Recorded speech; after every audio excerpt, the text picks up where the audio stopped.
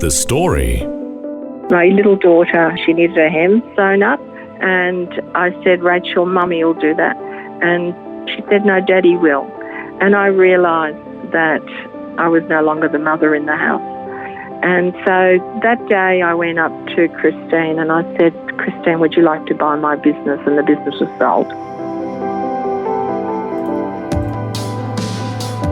G'day, I'm Jimmy Colefax. Welcome to The Story.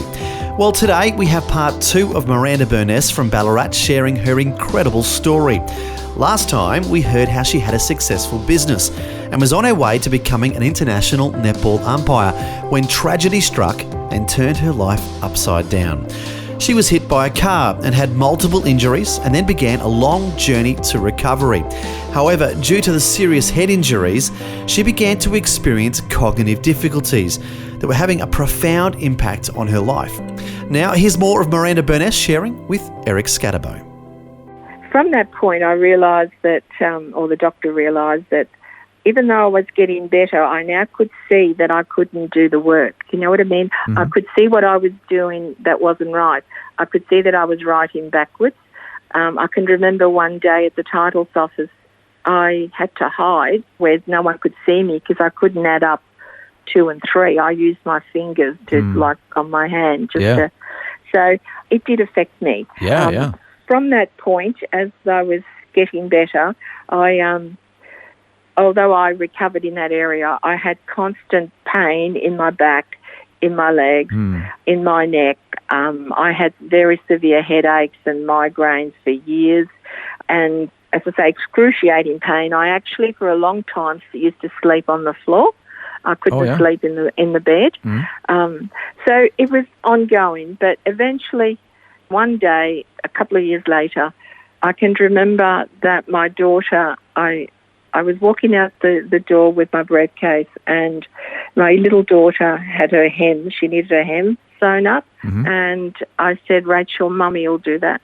And she said, no, Daddy will. And I realised that I was no longer the mother in the house. And so that day I went up to Christine and I said, Christine, would you like to buy my business? And the business was sold.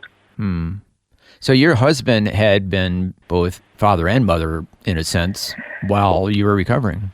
During that time, though, as I was getting better, I was spending time. We still were doing the family things on the weekend. We still were going to church, you know, what I was brought up.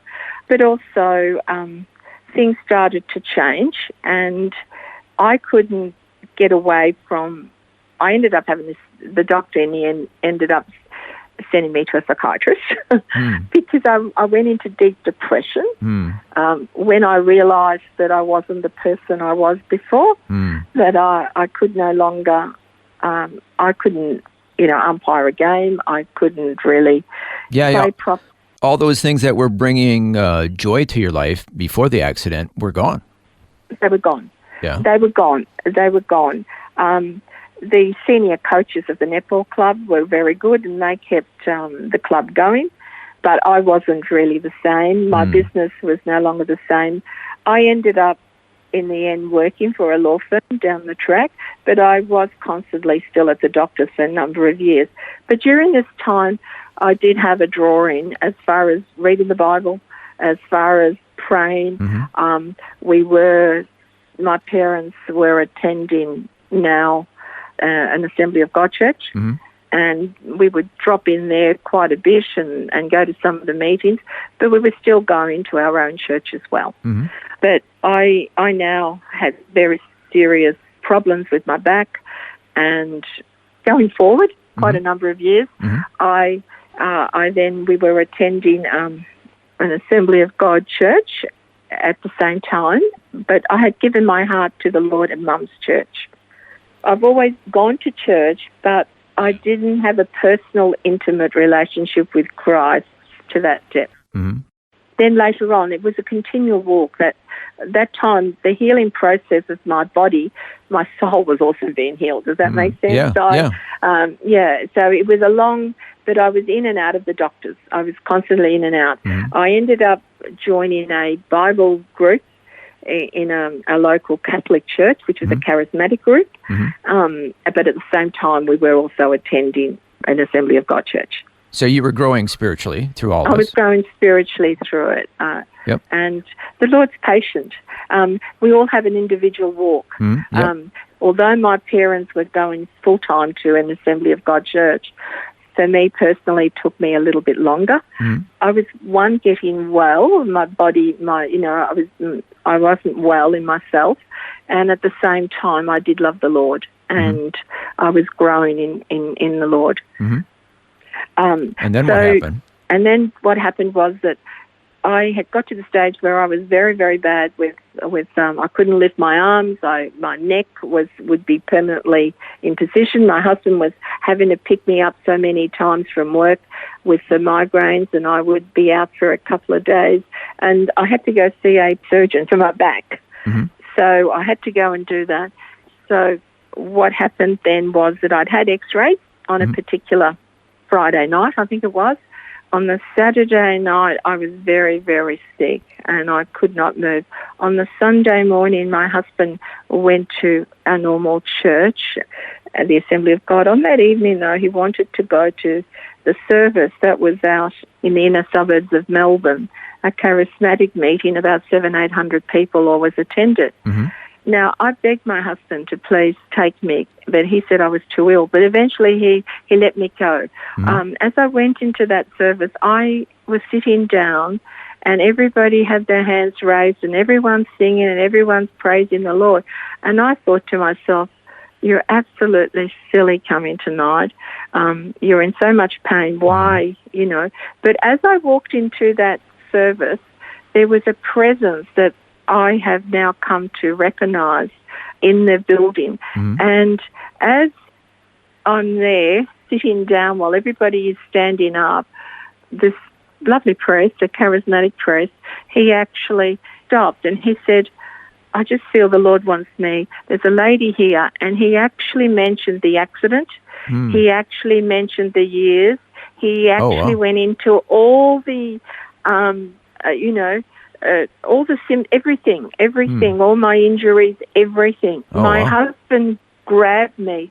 As he was saying those things, there was such a heat that went right through me, burning right through the top of my head.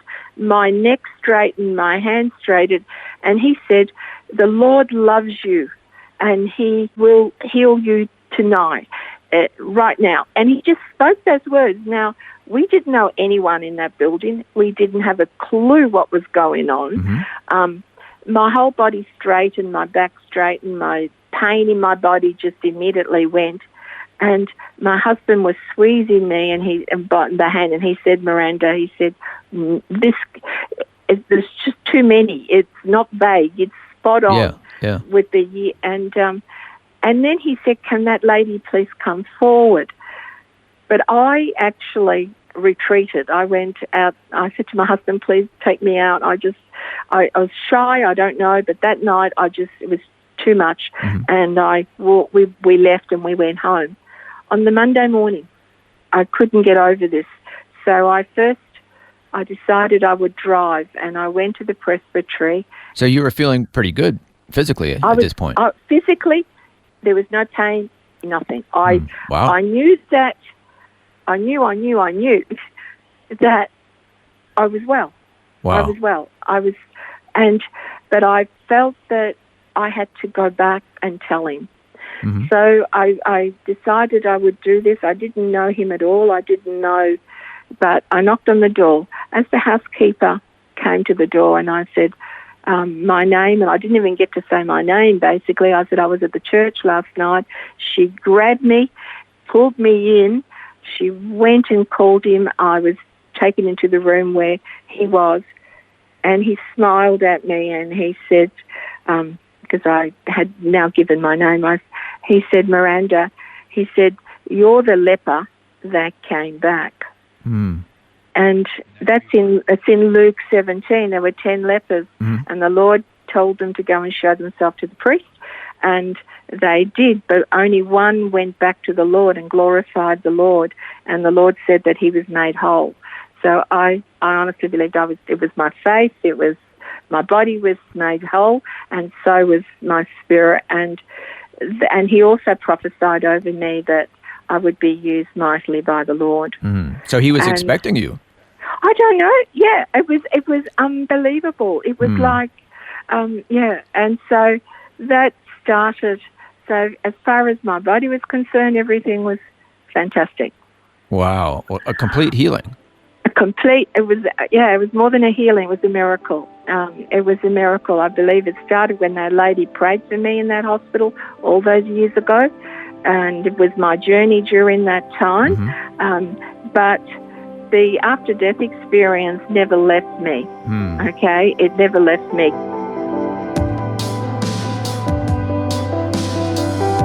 You're listening to The Story. Our guest today is once again Miranda Burness from Ballarat, sharing her remarkable story. And as we just heard, she experienced a tremendous healing in her life. Now, she shared last time that when she was hit by a car in that serious accident, she had an out-of-body experience and had a vision that included the Lord and her daughter. Next, we're going to find out about the impact that vision had on her life many years later. All that and more is coming up when we return.